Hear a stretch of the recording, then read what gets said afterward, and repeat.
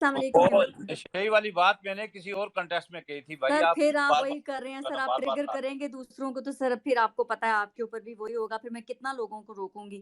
میں عمران یہ السلام کہہ رہا علیکم. میں یہ بات جی ڈسکس ہی تھینک یو سر، مت کہیں ورنہ آپ لوگوں کا نعرہ ہے کہ نواز شریف ایک نشہ ہے، تو آپ کو پتا ہے پھر آپ سوری. جی عمران صاحب السلام علیکم. ایسا کوئی نعرہ نہیں ہے جی. جی ٹھیک نہیں ہے، مریم نواز نے کتنی دفعہ نعرے لگوائے ہیں سر پلیز. وہ نشے کی بھی بات ہے اور وہ حادث پہ زیادہ ان کا استقبال بھی، یہ بھی بات ہے. جی وہ نعرے لگاتے ہیں کہ نواز شریف ایک نشہ ہے. جی عمران صاحب السلام علیکم. وعلیکم السلام جی. میں چاہتا ہوں ان انٹرپٹیڈ مجھے ذرا 1 یا 2 منٹ بات کرنے دیں. میں کافی دیر پلیز سے سارا کچھ سن رہا تھا. کوئی آپ کو انٹرپٹ نہیں کرے گا. No one dare to interrupt you. اچھا، ایک نا لوگوں کی قسم ہوتی ہے جن کو کہتے ہیں ہم بہروپیے. یہ روپ بدلتے رہتے ہیں، یہ کبھی کچھ بن جاتے ہیں، کبھی کچھ بن جاتے ہیں. ان کو جہاں کبھی کچھ ملتا ہے یہ اس طرح کی شکل بنا لیتے ہیں. بعض اوقات یہ اپنے فائدے کے لیے اپنا روپ بدلتے ہیں، بہروپیہ. بعض اوقات چھوٹے سے فائدے کے لیے کبھی یہ بوٹ پالش پکڑ لیتے ہیں ہاتھ میں، یہ کہتے ہیں کہ یہ والا روپ ہمارا ہے. کبھی یہ ہاتھ میں جھنڈا پکڑ لیتے ہیں کہ ہم نے علم بلند کر دیا ہے، یہ والا روپ ہمارا ہے. تو کچھ ہوتے ہیں بہروپیے، کبھی صحافی بن جاتے ہیں، کبھی سیاستدان بن جاتے ہیں، کبھی جو ہے وہ وزارت عظمیٰ کے خواب دیکھتے ہیں، کبھی وزارتوں کے خواب دیکھتے ہیں. یہ لوگ کبھی بھی زندگی میں کسی منزل پہ نہیں پہنچ سکتے اور یہ ان کے رستے میں ہی زندگی کٹ جاتی ہے، کیونکہ بہروپیہ ہے نا، اس کا اپنا کریکٹر کیا ہے وہ خود بھول جاتا ہے کہ میں ایکچولی ہوں کون، میرا اپنا کریکٹر کیا ہے. اس کو اسیسمنٹ کرنی ہے بیٹھ کے کسی دن کہ ایکچولی میں کیا تھا، میں کہاں سے شروع ہوا، میرا اصل تعارف کیا ہے. تو جب یہ لوگ اپنا تعارف بھول جاتے ہیں، بہروپیے، میں بہروپیوں کی بات کر رہا ہوں، کوئی اپنے اوپر نہ لے. یہ جو بہروپیے ہیں جب یہ اپنا تعارف بھول جاتے ہیں، جب ان کو پتہ ہی نہیں چلتا کہ ایکچولی یہ ہے کون، ان کا نسب کیا ہے، یہ کرنے کے لیے کیا آئے تھے، یہ کرنا کیا چاہتے ہیں، تو بہروپیے جو ہیں وہ آہستہ آہستہ لوگ ان کو الگ الگ روپ کے اندر تسلیم کرتے ہیں. کوئی کہتا ہے اس کا یہ والا روپ مجھے پسند ہے تو اس کی عزت کرو یہ والے روپ کی وجہ سے. کوئی کہتا ہے اس کا یہ والا روپ جو ہے وہ بڑا گھنونا ہے، وہ کہتے ہیں جی اس کو جو ہے وہ بے عزت کرو یہ والے روپ کی وجہ سے. لیکن بہروپیہ خود ہمیشہ ایک کنفیوژن کا شکار رہتا ہے اور وہ کنفیوژن کبھی بھی اس کو درست فیصلہ نہیں کرنے دیتی یا چیزوں کا انالیسز نہیں کرنے دیتی. جہاں تک پولیٹیکل پارٹیز کی بات ہے، میں بچپن سے، میری آج 45 سال کے قریب عمر ہے، 40 سے اوپر ہوں. ہم بچپن سے جو نعرے سنتے تھے تو سب سے گندے اور بیہودہ نعرے ہمیں ہمیشہ ملتے تھے جو پی ایم ایل این کے لوگ لگاتے تھے. تب تو کوئی اور پارٹی نہیں ہوتی تھی. بڑے بے نظیر کے بارے میں گندے گندے نعرے لگاتے تھے، بہت گندے بیہودہ. اور وہاں علاقے کے لوگ جو ہے وہ نعرے لگا رہے ہوتے تھے، ہمارے گھروں کے اندر آوازیں آتی تھی، محلوں میں ہم رہتے تھے، اندرون شہر میں ادھر ادھر ہر طرف یہ نعرے لگتے تھے. بے نظیر بھٹو کی گندی تصویریں بنا کے، ننگی تصویریں بنا کے، اس دور میں یہ فوٹو شاپ نہیں ہوتا تھا، اس دور کے اندر ہوتا تھا یہ، اس دور میں یہ فوٹو شاپ نہیں ہوتا تھا، اس دور کے اندر ہوتا تھا یہ تصویروں کو کاٹ چھانٹ کے بنا کے، تو اس کے اوپر کسی کا منہ لگا کے، تو نیچے ننگی تصویر لگا کے بے نظیر بھٹو کی. تو ہیلی کاپٹروں سے نواز شریف صاحب کا شغل تھا، یہ پھنگوایا کرتے تھے تاکہ بے نظیر بھٹو جو ہے وہ بہت زیادہ اس کا ڈیمیج ہو اور اس کو نقصان پہنچے پولیٹیکلی. تو پنجاب میں انہوں نے اس طرح کے ہتھ کنڈے استعمال. رانا ثناء اللہ نے مریم نواز کے بارے میں کیا کچھ نہیں کہا ماضی میں. اس جماعت کا پورا ایک لمبا، ریحام خان سے کتاب کس نے لکھائی؟ ہر وقت تو حنیف عباسی کے ساتھ ہوتی تھی. پھر ریحام خان کو ایک خاص چینل کے اندر نوکری کس نے لے کر دی؟ 50 لاکھ روپے مہینہ کے اوپر، سب کو پتا ہے. پھر ریحام خان نے کتاب لکھی، اس کتاب کو سپانسر کون کر رہا تھا؟ سب کو پتا ہے. پھر ریحام خان کو اس کتاب کے اندر کچھ کانٹینٹ دیا گیا کہ اس کانٹینٹ کو اس کے اندر شامل کرو، سب کو پتا ہے. پھر وہ کانٹینٹ ریحام خان نے کہا کہ اگر وہ اس کتاب کا حصہ بن گیا یا اس میں رہا تو مجھے یہاں پہ یو کے اندر جیل ہو جائے گی. تو انہوں نے کہا ٹھیک ہے اس کو لیک کر دیتے ہیں. پھر اس کو ایک بندے کے تھرو لیک کروایا گیا. لیک کانٹینٹ کے اندر سارا گند بلا اور عجیب عجیب چیزیں تھیں. اور اس کے بعد کیا ہوتا ہے؟ اس کے بعد ریحام خان ڈس اون کرتی ہیں اس کانٹینٹ کو، اور وہ یہ کہتی ہے کہ یہ جو کانٹینٹ ہے جس میں یہ ساری گندی باتیں لکھی ہیں یہ میری کتاب کا حصہ نہیں ہے. لیکن آج بھی اسی کانٹینٹ کے اوپر سب سے زیادہ تبرہ کون کرتا ہے اور سب سے زیادہ کون اس معاملے کو اٹھاتا ہے؟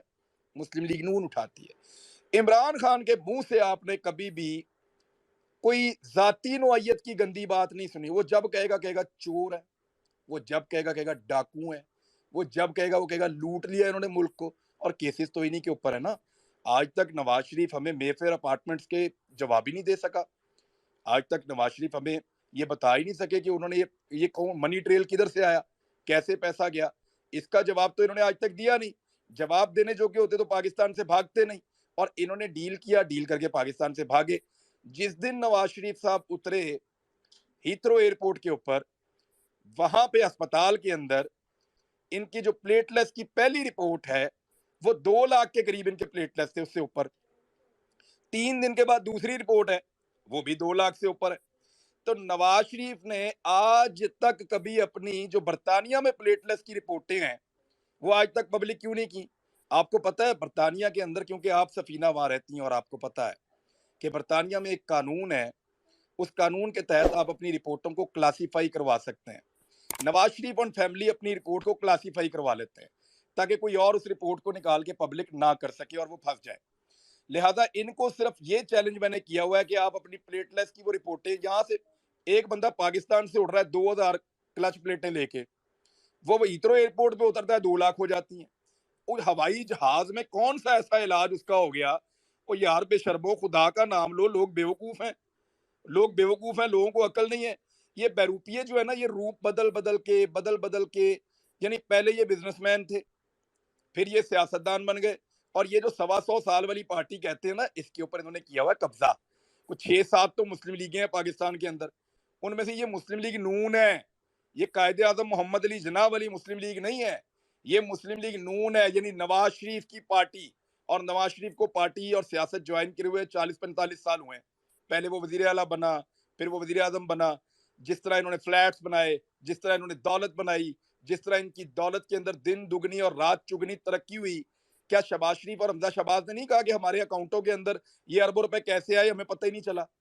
حمزہ شہباز نے اسٹیٹمنٹ دیا ایف آئی اے کو کہ ہمارے اکاؤنٹوں میں یہ پیسے کہاں سے اور کیسے آئے, ہمیں تو پتہ ہی نہیں چلتا, ہم اتنے چھنے کاکے ہیں.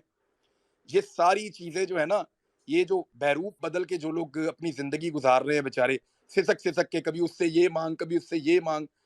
الحمدللہ جو پاکستان میں جینون صحافت کرتے ہیں نا, ان کو کبھی بھی آپ کسی سیاستدان کے پیچھے کھڑا ہوا نہیں دیکھیں گے, ہمیشہ سامنے کھڑا ہوا دیکھیں گے. آپ دیکھیں گے وہ سیاستدان کی آنکھوں میں آنکھیں ڈال رہا ہوگا, چاہے وہ اس کے حق میں ہے چاہے وہ اس کے خلاف ہے. سیاستدان کے دائیں بائیں نہیں کھڑا ہوگا. میں نے یہ جو بیروپیے ہیں نا, ان کو نواز شریف کے دائیں اور بائیں اس دور میں بھی کھڑے ہوئے دیکھا ہے جب نواز شریف سیاستدان تھا اور یہ اس وقت جرنلسٹ تھے, سو کالڈ. بیروپیوں کی بات کر رہا ہوں میں, کسی کی بات نہیں کر رہا, کسی کی دلداری نہیں کر رہا. تو یہ جو بیروپی ہیں نا, یہ ٹکے ٹکے کے لیے بکتے ہیں, چھوٹا چھوٹا بیروپ بدلتے ہیں, چھوٹا چھوٹا اپنا روپ لگاتے ہیں. لیکن میرے خیال میں لوگوں کے سامنے ان کا پول کھل چکا ہے, اور ایک پول میں اور کھول کر جا رہا ہوں کیونکہ میں نے بھی نماز پڑھنی ہے, میں لیٹ ہو رہا ہوں, میری عشاء چھوٹ گئی تھی کسی وجہ سے, میں کہیں باہر گیا ہوا تھا. میں صرف ایک گزارش آپ کو جاتے جاتے کر دوں. سفینہ, میں نے محسوس کیا ہے کہ اس پلیٹ فارم کے اوپر آپ نے پاکستان تحریک انصاف کی آڈینس کو بڑا سمارٹلی ہینڈل کیا اور ان سب کو یہاں پہ اکٹھا کر لیا, اور آج آپ نے ایک بیروپیے کو موقع دیا کہ وہ روپ بدل کے اس آڈینس کو اپنے کانٹینٹ کے مطابق ڈھال سکے. تو میرا یہ پروٹیسٹ ہے, میں دوبارہ اس پلیٹ فارم پہ نہیں آؤں گا. Thank you very much. دیکھیں وہ آئے, انہوں نے خود اپنا پلیٹ فارم یہ میرا یوز کیا, کوئی بھی آئے گا تو وہ یوز کریں گے, تو میں کسی کو روک تو نہیں سکتی نا کہ وہ آئیں گے اور وہ بات کریں گے. اب مجھے نہیں پتا کہ کیا آپ لوگ کہنا چاہ رہے ہیں. اگر آپ لوگوں کی کوئی اپنی پرسنل ڈفرینسز ہیں تو اس میں میرا تو کوئی لینا دینا نہیں ہے. وہ آئے اور سب کے سب ان سے لڑ رہے تھے, میں نے تو نہیں کسی کو انٹرپٹ کیا کہ جی وہ نہ لڑیں ان کے ساتھ. سب کے دل میں جو آیا وہ بولتے گئے ہیں ان کو. اس کے باوجود اگر کوئی یہ, تو پھر وہ سنگل لائن ہو گیا نا. آپ ٹی وی شوز کے اوپر بیٹھتے ہیں, وہاں پہ بھی آپ ہر قسم کے بندے کا نیریٹو سنتے ہیں اور وہاں پر بات کرتے ہیں. لیکن اگر آپ اس طرح سے کریں گے کہ سنگل آؤٹ کر کے, تو پھر تو یہ I am really very sorry, مجھے نہیں سمجھ سے باہر کہ یہ کس قسم کا ایٹیٹیوڈ ہے. تو ویڈیو لائک کرنا مت بھولیے گا, سبسکرائب بٹن پر کلک کریں اور بیل کے نشان پر بھی کلک کریں تاکہ ہر ویڈیو آپ کو مل سکے. اپنا خیال رکھیے گا. اللہ حافظ.